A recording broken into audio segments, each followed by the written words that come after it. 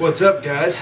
Welcome back to this episode of the Road to Redemption podcast. It is your boy Cam, and we are in fact in this bitch.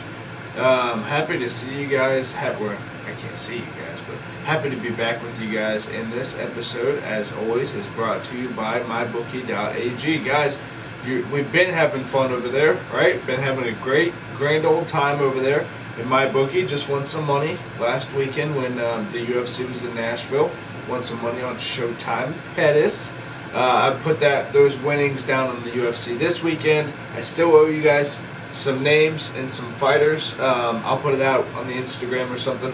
I'll give you guys a little swipe up for MyBookie. But if you want to go there before, the link for them is in the description below. This show is also brought to you by Soldier Socks. Guys, Soldier Socks they're saints. The saints of the Soldier Socks. Every time you guys buy a pair of socks, you guys are helping a service member get a pair. When you buy a pair, they donate a pair to a service member in need. Obviously, they're not just giving them a box with one pair of socks. They're going to stack them up, and that service member will get quite a few pair of very, very, very quality socks. They're great people with a great mission. Go over and support them. Same way, description box below, wherever you're listening to this, watching this, whatever, that's where we're hanging out, right? So, MyBookie.ag, guys, go hang out. Soldier Socks, hang out over there. Sorry, a little spacey today. And next up we have B-Town CBD, which is why your boy's a little spacey, because we've been smoking the CBD, the flower here, guys. We just got that new, the Suver Haze, a little special sauce. It's good stuff. Very, very good stuff. Guys, go over, same place, description link below, B-Town CBD. Use the code CAMW on all orders over $19.99. Gets you 20% off. Those are really, really good. So, as soon as this flower gets up on the website, go get it. It's amazing. Last and certainly not least, Tattered Beans. We're so grateful for them. They are doing something super dope, guys. If you know or are a veteran or first responder, go over to tatteredbeans.com, make a profile, and tell people how they can go and support your profile. Guys, that will get you cash when people order coffee from Tattered Beans. It's really, really cool. Go check it out. Tattered Beans is doing great stuff, and they have really, really great coffee. So, with that being said, it looks like half of our ads may have gotten cut off. I hope not, but we'll see. What are we talking about today? I've got 1,000 notes in my phone. We're going to talk about the Jussie Smollett thing, because he got off. Somehow they dropped all the charges, even though the FBI is looking into it. The only person who's waiting for you to be successful is you. And we're getting into it today, right now, on the Road to Redemption podcast. Keep following your life stories and your wonderful pictures, always so artistic, and your motivating life stories. I just love it, love it, love it, love it.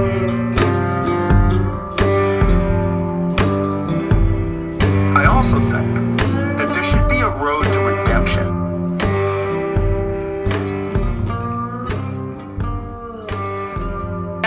We got a redemption here. This is a nice shout out. What's up, guys, and welcome back to this episode of the Road to Redemption podcast. It is, in fact, your boy Cam, and we are in this bitch. What's happening? What the heck is going on? Okay, let's get into it. Jump right in. Because for those of you on YouTube, you just saw the ads. For everybody just listening, guess what? You didn't. Because for some reason, my microphone didn't record it. So only the video ads are going to get it. I'm going to try to pull the audio. You know, all the links are the same from the previous episodes. Sorry that the audio got messed up. I literally lost a 5-minute segment. But we're going to move past it, right? We're going to breathe in the good, push out the bad, right? Right? No, we're not. We're talking gossip. Gossip. Jussie Smollett, right? He got off. They called an emergency court hearing for him, and all charges were dropped. And the chief of police in Chicago was pissed. The prosecuting attorney is the only one defending the decision, and Trump has the FBI investigating why he was brought off. Which is obviously going to piss off everyone because he's fighting so hard to get a gay black man locked up. So it's going to be wrong that he's doing it. I mean, he's in a win, can't win for losing kind of state, but he's got an election coming up. So the people that don't fucking like him, fine, they're not going to like him. The people that do like him, he's got to do what they're going to want him to do. So, hey, I think, yes, fucking Jussie Smollett did it. Of course he fucking did it. Of course he did it. I mean, they had all the evidence, they presented it, they were going to fucking fry him. He got a really good lawyer that either, fucks district attorneys or something, I don't know, or has the pull, whatever that is. He had a really good fucking lawyer and somehow got all the charges dropped. That's more like some blackmail type shit. When someone got some blackmail on you, when I think his attorney is that woman that stood with him in court, because that's usually how fucking attorneys do. Separate story of when my lawyer showed up to get me out of jail and he was wearing jeans and a fucking Nashville Predators t-shirt. Yeah, so the lady that was standing next to her in court, I assumed was her lawyer, and or it was his lawyer. I called him her. It was Jussie Smollett's lawyer. Look at that. I just tore my lighter up, motherfuckers. Yeah, she's got to be powerful in some way, so maybe she does have blackmail on somebody, and she was like, oh, no, Jussie's gonna walk. Oh, yeah, no, I didn't tell you that yet. Yeah, we had a set up. Yeah, he's gonna have his own sitcom. Yeah, by the end of the month, actually. We've already, contracts and everything, but yeah, he's gonna get paid now, even though he, 1,000% faked all this. What are we doing? Honestly, what are we doing? Like, I don't know. I honestly don't know how I feel about it. Obviously, he did it. He deserves to go to jail. Guess what? Not gonna.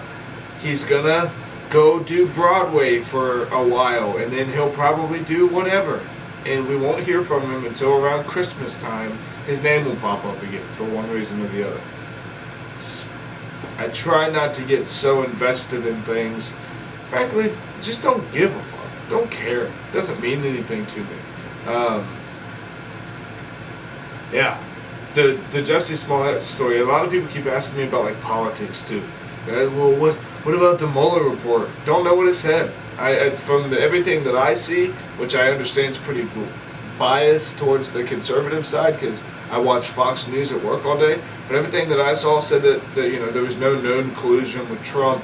But then I saw one article that says just because there was no known collusion doesn't mean that Trump's off scot-free. So, I don't fucking know. It's the stuff that I don't choose to focus my energy on that stuff. When I choose to focus my energy on what's best for me and my family and what I can directly control. Now look, if I'm ever sitting in the room with the President of the United States, yeah, I'm going to have some advice. He can take it or don't, but while I have other moves to make here on the level that I'm at, I'm just trying to control my own. I don't remember what movie it was, but there's a quote that says, "Tend to the part of the garden you can reach." Don't worry about the part of the garden that's back tucked in a corner by the fence. Tend to the part of the garden right now that you can reach. Deal with the rest of it when you get there. And I feel like that's kind of where we are with any. It used to be like political issues, but everything is a political issue now. That's the problem, I think.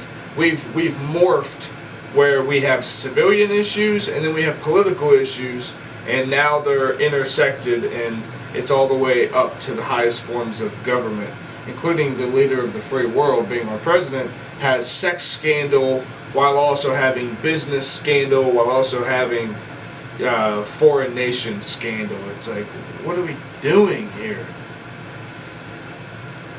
It's America though, right? We're free because of, the rights to be able to say shit and make decisions. I think we're coming to learn that our system is very broken.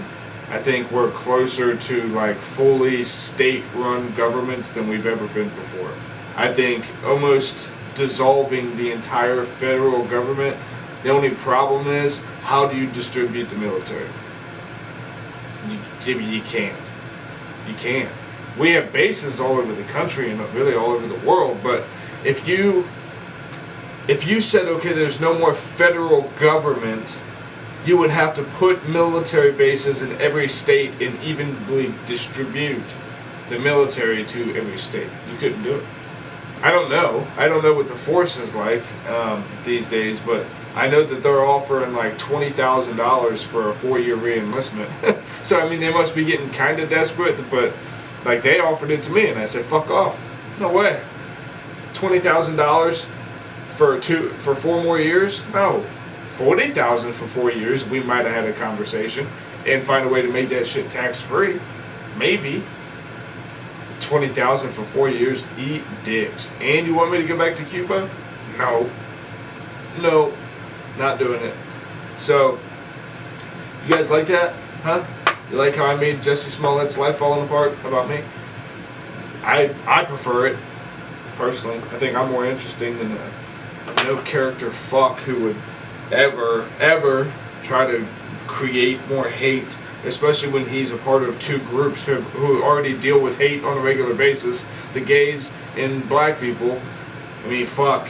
They don't have enough problems. They don't need him still fucking off over there doing whatever.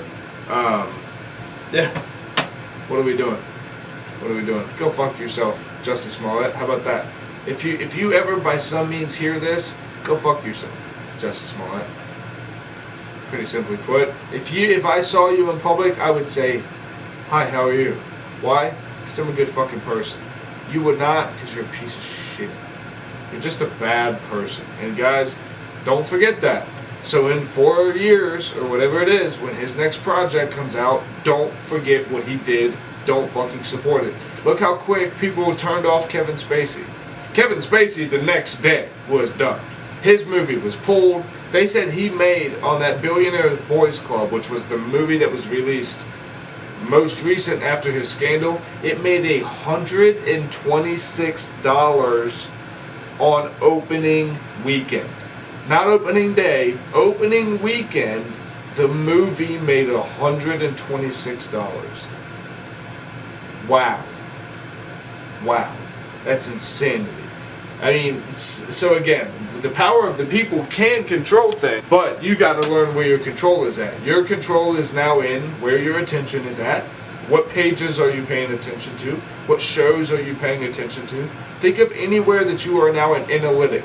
Facebook, Instagram, YouTube, Netflix, Amazon, Hulu, all these things, right, that are constantly biting for your attention, biting for your time. Always, always, always, always, always. That's the stuff that we're talking about. I try to avoid it, man. I try to keep it pretty low-key, off my fucking radar. I get on my phone when I want to interact with you guys. I get on social media when I'm posting something. And obviously I watch a lot of YouTube videos, a ton, and I listen to a lot of podcasts. I'm very, very, very careful about what gets to me. Very careful what gets to me. I know how impressionable I am. That's something that a lot of people don't pay attention to. I know that I have a very addictive personality. So there was the other day, okay, so with my cholesterol, I told you guys in the last episode, my cholesterol's high. They told me I gotta go strength train, do the whole thing again. You know, get back on my shit, stop eating like a pig, quit being a fat fuck, essentially, guys, is what they told me. And calm the hell down, stop freaking out so much. It's not good for the heart. But yeah, what was I saying? What was the point of me bringing up my fucking cholesterol again? I have no idea. I don't fucking know. Jesus Christ, what was I saying? Good night, Cam. Good job. Another perfect episode being a fucking space cadet. The only person who's voting for you. Okay, so we'll just move on to the point. If it comes back, it comes back. So I sat back for years and years and years, right? And I always waited for a big opportunity, right? My big break was coming. My big break was gonna come. And I just had to keep doing really essentially nothing, working a 9-to-5 job, you know, trying to put a half-assed kind of clothing line together or candle company together, something that was more centered around making more money but not really bringing a whole lot of value, right? It reminded me more of like when those kids would bring those catalogs. It was more like a fundraiser, like charity, right? is how it felt when I was doing the candles and the clothing line, because it was so clear that I was clearly an amateur. And it wasn't until about 6 months ago that like this podcast really started taking off. And it was because if you go back and watch the beginning videos, guys, we started very humbly. So I didn't know. I was stumbly, and I was tough to listen to, and I was like kind of like I was just a minute ago, kind of spacey and all over the place. And guys, sometimes when you do a lot of stuff like this, I've been more active, like on my Instagram, and kind of focusing over there and seeing if there's any hope left for it. So like for the last week, I've been a little more lackadaisical on this, which is why like it's late, stuff like that, you know. And I'm sorry for that. That's not going to happen anymore. But it's one of those things where I spent a lot of time where nobody fucking listened to this show. You know, nobody listened. It was tough to listen to. I didn't have a consistent theme song. I'm still kind of playing with that. But you know, people bought into the message, and then now it's grown into what it is. But that didn't happen until I realized, like, my podcast wasn't going to get listened to by a ton of people only by being on Joe Rogan. I kept waiting for, like, I would tag him that one time when he just happened to be flipping through his app mentions, and he'd go, oh, well, you know what, I got nothing to do, I'll listen to this random guy. And that he would then try to find a way to get me on his show. What's going to happen is, I want to impact people. I want everyone to hear it. That's my intention. I want everyone to hear it, so that way those that need it the most can hear it, attach onto it, and then, you know, it grows to the point where, you know, it's beneficial for everyone for us to meet up and talk and stuff. And I forgot that I'm wearing this fucking shirt. How much do I look like I'm sucking Joe Rogan's dick right now? But yeah, so anyway, no one is waiting on you to be successful, right? Nobody's sitting out there going, man, if only this person would just ask me for this chance. Like, Joe Rogan's not sitting at his house going, man, if only these podcasters were asking more. If these little guys coming up now were just asking more, man, I'd have more of them on my show. I'd have a Thursday special where every Thursday it's a new up-and-coming podcaster. He's not thinking that. He has a ton of other shit to do. So in your life, right, if you're not making enough money, your boss is not sitting around waiting for you to ask him for him to pay you more money. You have to bring it up. You have to. It's important to you. It's not important to other people who aren't invested. A lot of the time we sit around, right, and we wait on our boss to notice how hard we're working. You got to work that hard and then demand what you're worth. Yes, leaving situations is scary as fuck, guys. I've left jobs, right? I've left jobs with kids months from being born. I left a job on a dream, on a hope that this one job would fucking come through. It would be the money that would change our lives. And guys, it got down to dire. We almost lost our house. Almost started coming late on our house payments. Then the job that I told my wife, stick it out. Just wait. It's going to be worth it. It came through. When you have those feelings inside of you that are telling you you need to change something massively in your routine. Something in what you're doing is wrong. Find it. This is to the people that I'm talking to, the people that aren't where they want to be in life. If your life is chill and you're here just to hang out with your boy, hey, love, happy for you. Seriously, love you. Fuck yeah. But some of you come here in times when things are kind of shitty, and it's okay. That's okay. But we're gonna again move to a place of. I posted something the other night, and I'm sure some people took it wrong. And it was like, if the only card you ever pull is the pity card, do yourself and everyone else a favor and reshuffle the fucking deck. Right? There's some of us, myself included, especially a couple years back. I love a good pity party. Love a good pity party. You can't let me feel bad enough for me. I love it. And I want you to feel bad for me because I'm fragile and I'm sometimes, guys, seriously, I'm that guy. And not just when I'm sick. I go through my fucking moods where I don't feel good, and I do. That's real. And it's something that I got to check myself on. And it's one of the reasons, honestly, that I bought this shirt was because one of Joe Rogan's sayings is like, you gotta kill your inner bitch. I have an inner bitch. I do. If it's not noticeable by this hand gesture I just made. I have an inner bitch inside of me. I don't like this new thing I'm on. I have to relearn how to work out. It's not that I have to relearn how to do it. I'm the new guy in the gym in my head. I'm 175 pounds. I have relatively decent muscle tone. It's low currently. I'm more of a string bean like figure right now. But when I walk in that gym, right, I am a 45-year-old obese man who doesn't know dick. That's how I feel. My self-confidence is low in there. It feels clunky, kind of like this podcast did. I've been in a clunky mood lately. I don't know why. Everything I'm doing, the podcast, it's my fitness, some of the stuff with my family. Like, we just had a massive fucking win in my family, dude. We settled stuff with my daughter. She's coming home. She's coming here to Dad's house. And for those of you guys that have followed this show for a long time, that's fucking serious. Like a year and a half ago, it was 100% supervised visitation. I couldn't even leave people's eyesight.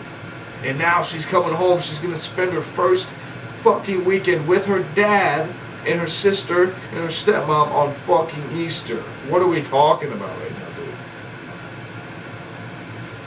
dude? And what was the deciding factor in my life being what it is right now today, besides what it was 2 years ago, 3 years ago, when I was a drunk in a marriage that I fucking hated, in a life that I fucking hated, in a town that I fucking hated, say it with me, fucking hated.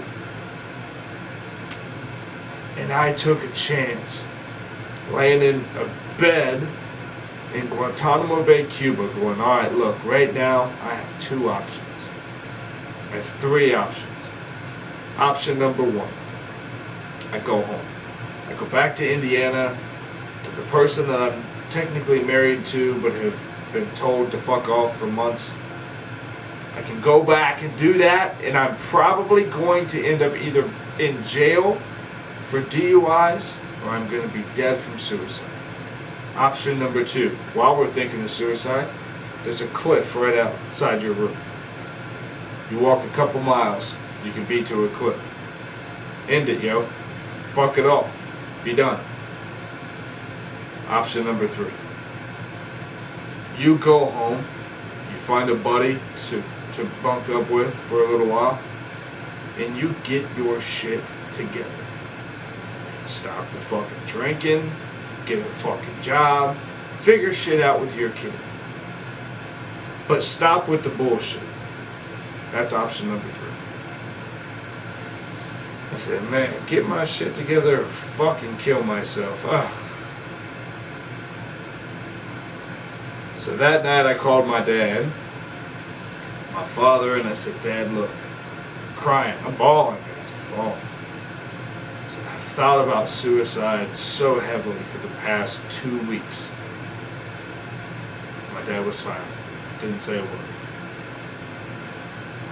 I said, Dad, I just told you, like, I'm thinking about killing myself here, and I don't want to say anything to my chain of command, because if I do, I'll probably get sent home, and it's so close, it would probably end up causing me to stay here longer. I said, Dad, I have 2 options. I have 3 at the time. I had 3 options. I keep saying 2. I had 3 options, and I said what they were. I could jump off this fucking cliff right now and be done. I could go home to my ex, whatever, or I can make a life. He said, Bud, he said, I hate to tell you this. The easiest thing you would do, the easiest thing would be to let your feet leave the rocks and jump. take a dive off the cliff. That's the easiest. Second easiest to that would be go back to the life that you hate. That's relatively easy. All roads are going to lead to Rome, right? The hardest thing you'll ever do is option number 3, which is get your shit together, but not for your daughter, not for your ex, not for your mom or for your dad or anybody like that. Get your shit together for you. Because you don't fucking deserve this. Why wake up feeling like shit from drinking all the time, to people being mad at you because you told another fucking lie or something or whatever? Go to a fucking job changing oil for a living. What the fuck are you doing? Get it together. And it was the moment that I said, I have no fucking clue what I'm gonna do. I don't know what I'm gonna do. But I made a promise in the jail cell that if you let me out of here, I'll start to do the right thing and I'll help change the world. You just tell me what to do. So far all this stuff has started to move and it started to grow, but I stopped waiting for Joe Rogan to want to have me on. And I start thinking more about every single person who's listening right now. If this is touching your earwaves, your sonic sound waves or whatever the fuck, I hope you know how much I love you. I hope you know how much I appreciate you. I hope you know that when times are getting tough in your guys' lives and I see them on Instagram, I genuinely feel for you, right? There's some of your behavior out there I absolutely cannot condone, right? I see you guys, right? You guys forget, there's a lot of people that listen to this show, right? I follow a good amount of you on Instagram, other social medias. I see the things you guys are doing. So I get emails from people, right, that go, well, my boyfriend's this and my boyfriend's that, or my husband's this, or my wife is this, my girlfriend's this, whatever. There's always something, right? My mother's a bitch, my somebody's something. I get those, and then a week later, I see the person drinking, carrying on with said people because everything's good for the night because everybody's all fucked up. Hey, I'm going to tell you,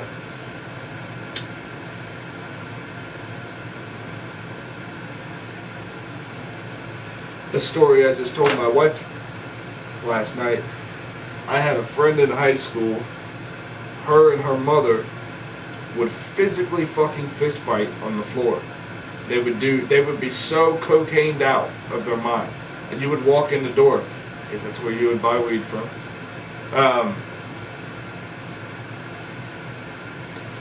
You would walk in the door, and as soon as you walked in, they had the ugliest green fucking carpet you had ever seen in your life.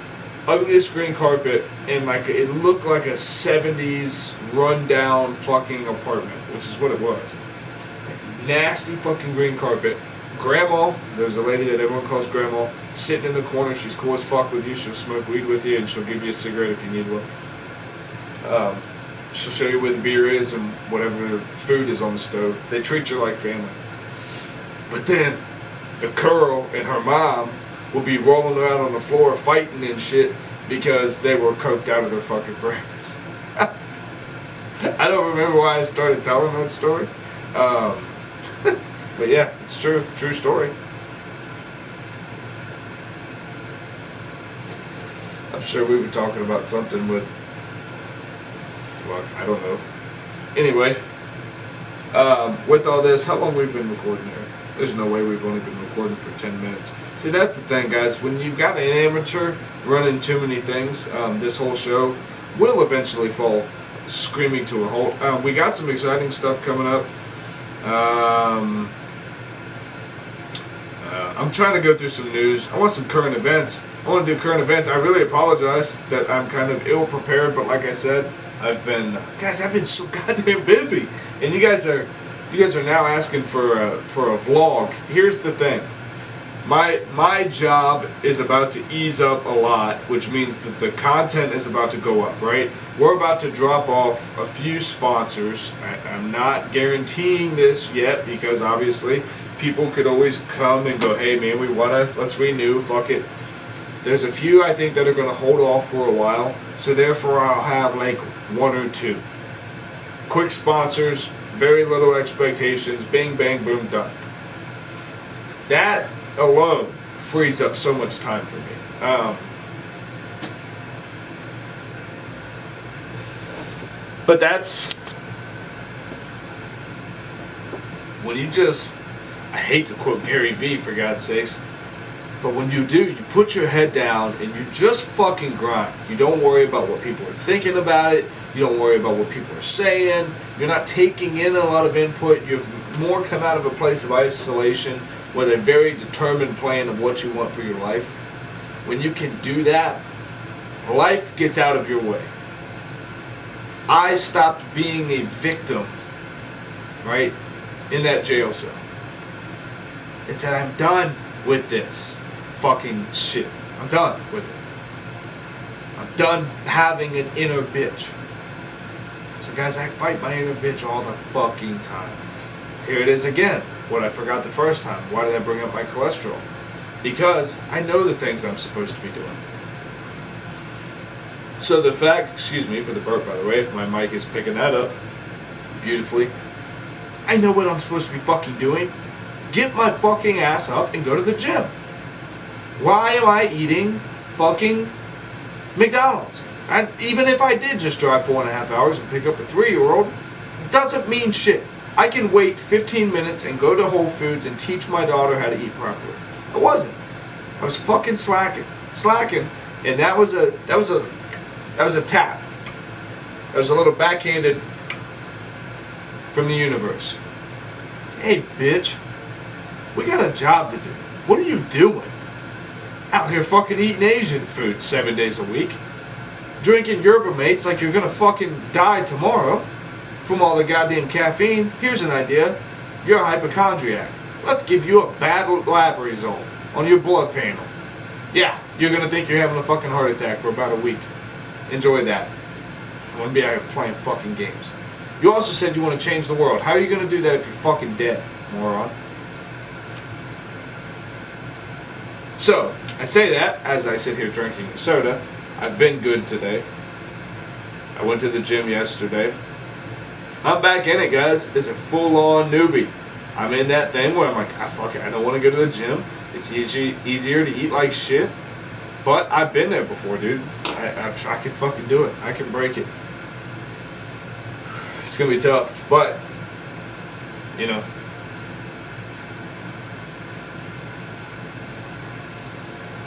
It all starts with no victim mentality. You're not a fucking victim to anything. You're not. Guys, nobody gives a fuck. They don't. I hate to tell you, but they really, really, really, really don't. When hard times fall upon you, yes, it's true.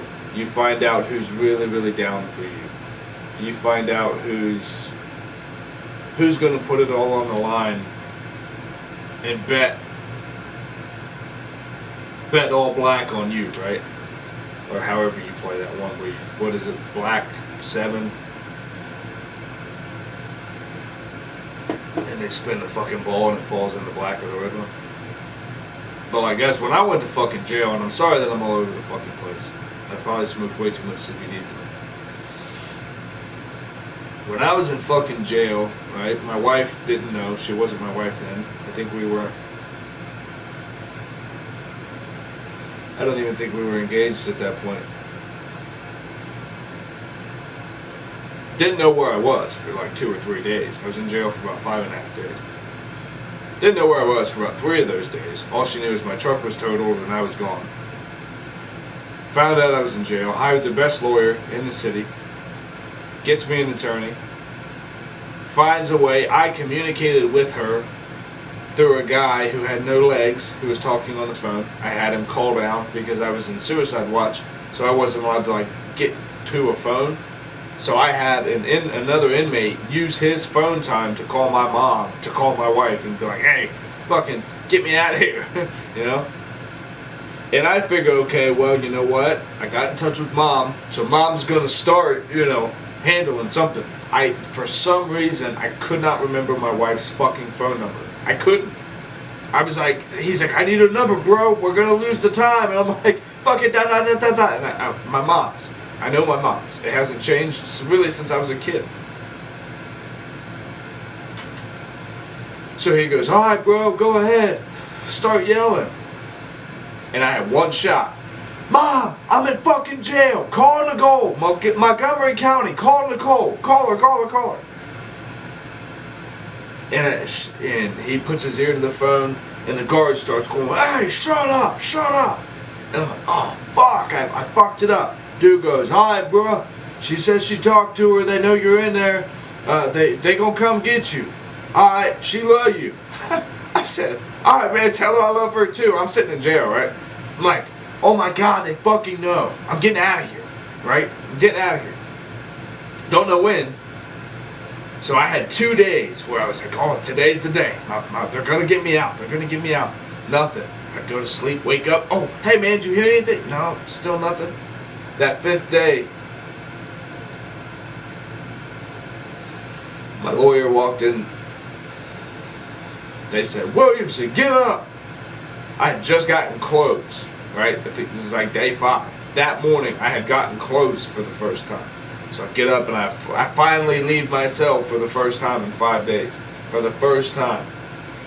I walk down and they put me in a smaller room with a glass window. And there's my attorney. My attorney goes, hey, my name's, you know, I'll say it, I don't give a fuck, Jeff Grimes, shouts.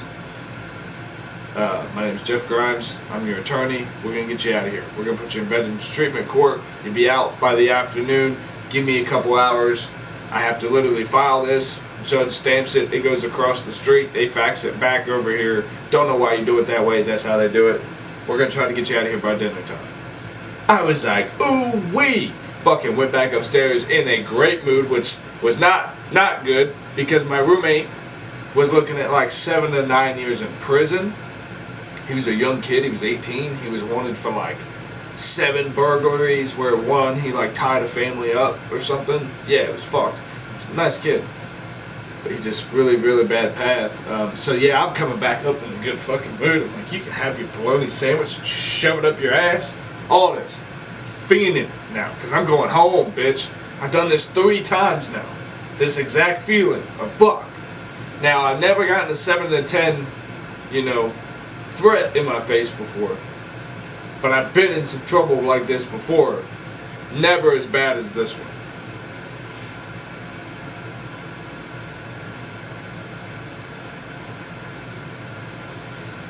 I got out, the first thing my wife did was give me the biggest hug and said, I love you. We're going to figure this out no matter what.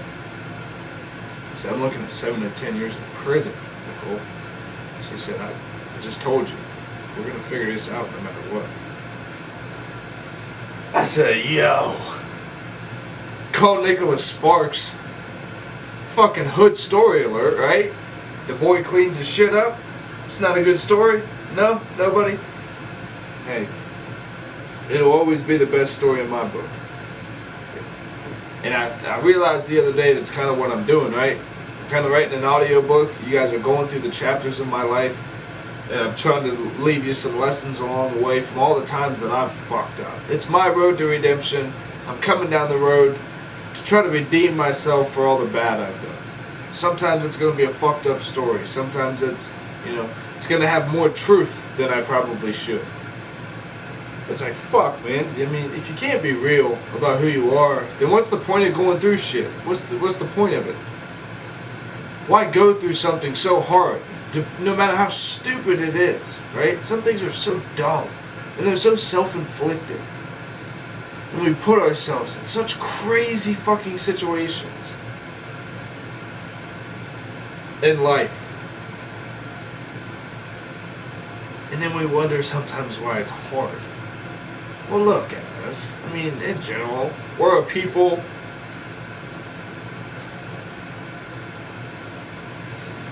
Or people who in general like comfort. I'm talking about Americans. I know we have other countries that listen. Sorry guys, not talking about you right now. You know, we're in general people that like comfort. We don't really like to be in pain. Some of us have some weird fetishes and gym routines, but in general we like air conditioning in the summer and heat in the winter. And it's like, I don't know. As Americans, I think we've gotten so goddamn soft about things. I don't get. But again, I've never genuinely met a person who actually has these crazy beliefs that everything, the world is so crazy and everything is off. Right? I don't personally know anybody. I don't. I think that most people are like, yeah, everything's kind of going alright. Right? Everything's okay. I believe that if you always listen to that gut feeling that's inside of you, whether it was at the jail cell for me, or when I decided to kind of grow this thing, take on the sponsors and take on the work that I've been talking about, the whole thing that I've been trying to lead around to,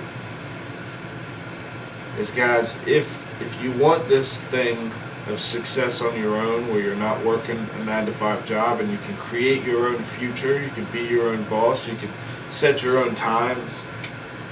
If you want to do that, guys, it comes with some bumpy days, and that's where I've been this week. We're on a bumpy road. It is a bumpy road to redemption. I've been off. My mind's been a little foggy, but we keep redeeming, right? We're here.